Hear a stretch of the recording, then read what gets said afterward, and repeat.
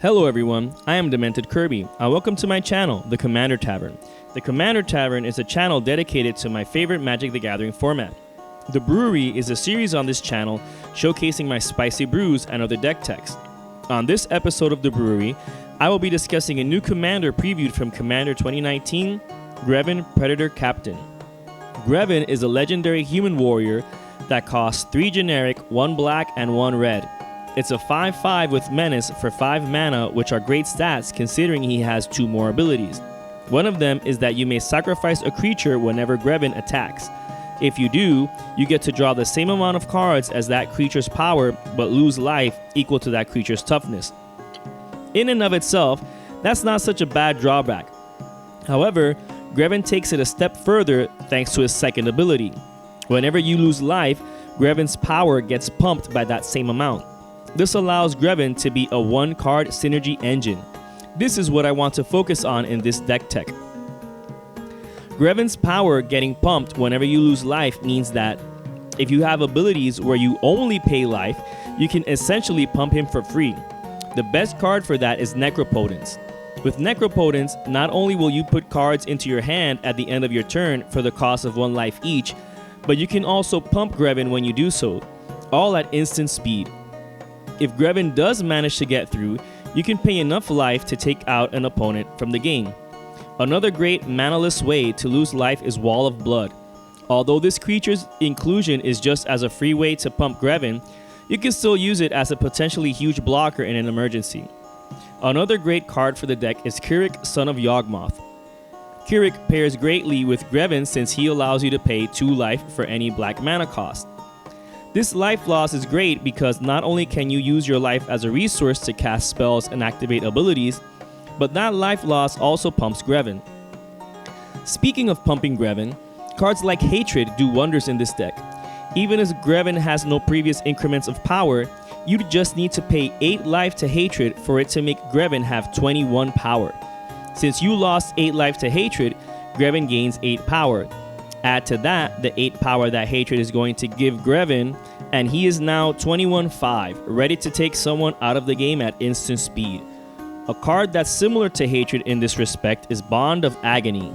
Although you have to match mana as life to cast it, unlike Hatred, any life you pay to Bond of Agony will take that same life away from each other player. With enough life and mana, you could easily take out the entire board with Bond of Agony, and an afterwards pumped up Greven. Toxic Deluge is a great board wipe in and of itself, but if the board is full of blockers with a lower toughness than Greven's, you could wipe the board with Toxic Deluge and pump Greven while you're at it as well. A similar card is Fire Covenant. If you pay enough life when you cast it, you could potentially clear the board while leaving Greven as a sole survivor. He's then going to be large enough to take out any opponent. Although not a free life-paying outlet like some previously mentioned cards, Villis, Broker of Blood is a great inclusion since you can pay life to draw cards, thus pumping Greven, but you can also draw cards off of all the life you're losing due to the other life loss cards. Hell, Greven makes black tutors like Vampiric Tutor and Grim Tutor even better since the life you lose because of them pumps him. Synergy abound. Since sacrificing a creature to Greven's other trigger will also make you lose life, it's important to be as synergistic as possible with this ability, as well as being careful. Having creatures with a high power and low toughness are the best sacrifice fodder, but it shouldn't just be about fodder. The creatures included for this purpose should also work in a vacuum. Running creatures that return to the battlefield like Ash Cloud Phoenix, Molten Firebird, and Rekindling Phoenix are amazing inclusions. Ash Cloud Phoenix might return morphed, but if you pay 4 red to flip it before sacrificing it, you're still essentially just paying 6 mana and 1 life to draw 4 cards. That's an amazing deal.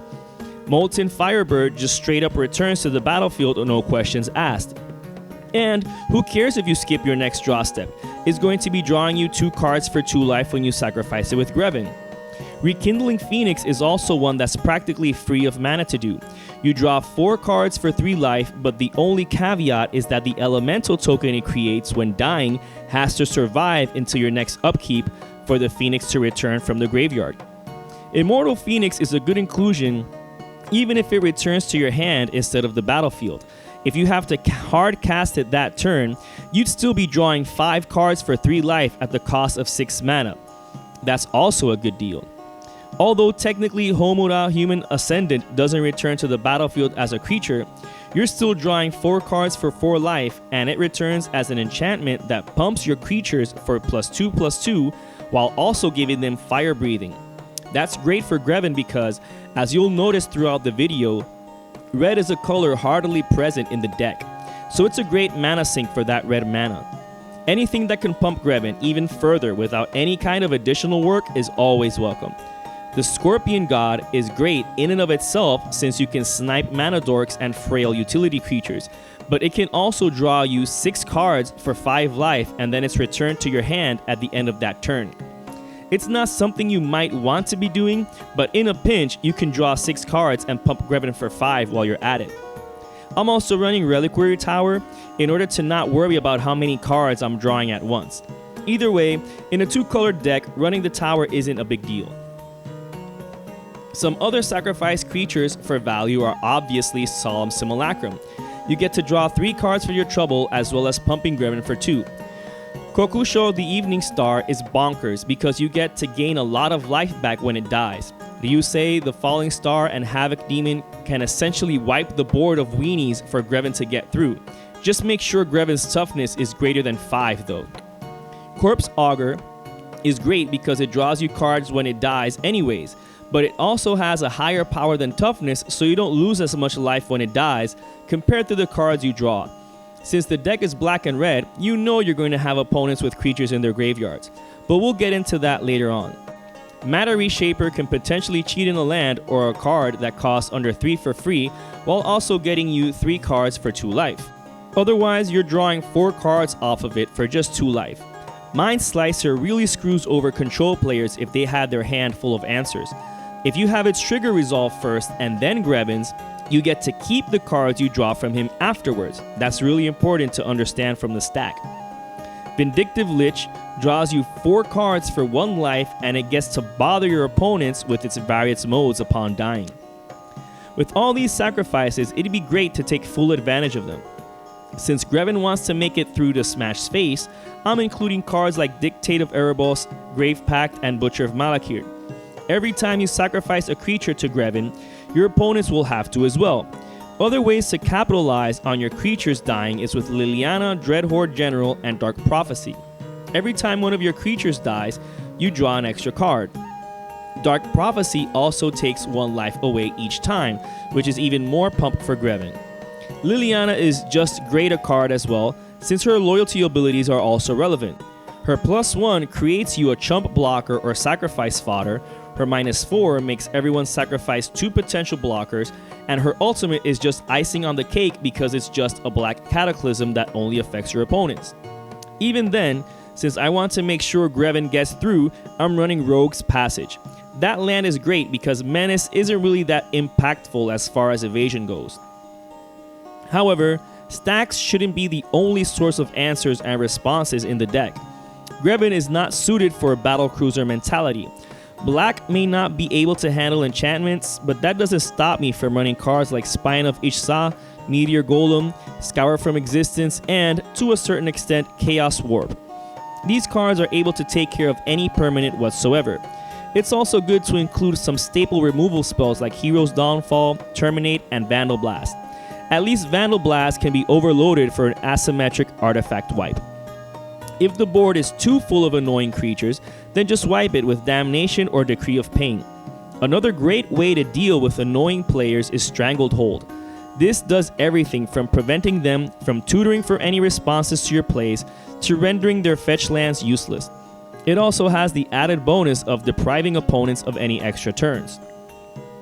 Greven is great because Commander games have players' starting life total equal to 40. Unfortunately, that's nowhere near infinity, and Greven needs for his controller to have large quantities of life. Fortunately, you can accomplish this with lifelink. Equipping Greven with either Basilisk Collar, Batterskull, or Loxodon Warhammer really go a long way because you'll be gaining more life back than what you lost to pump Greven. On the topic of equipment, Greven is key to the deck, so it's important to give him all kinds of protection. so I'm also running Dark Steel Plate, Hammer of Nazan, Lightning Greaves, Swiftfoot Boots, and Whisper Silk Cloak. Not only does the cloak give Greven Shroud, but it also makes him unblockable. Whip of Erebos is another way to give Greven lifelink, as well as all of your other creatures. Not only that, but Whip of Erebos has the added bonus of reanimating a creature in case of emergency. Alternate ways of gaining life includes Exquisite Blood. Whenever Greven hits an opponent, you also gain that much life back.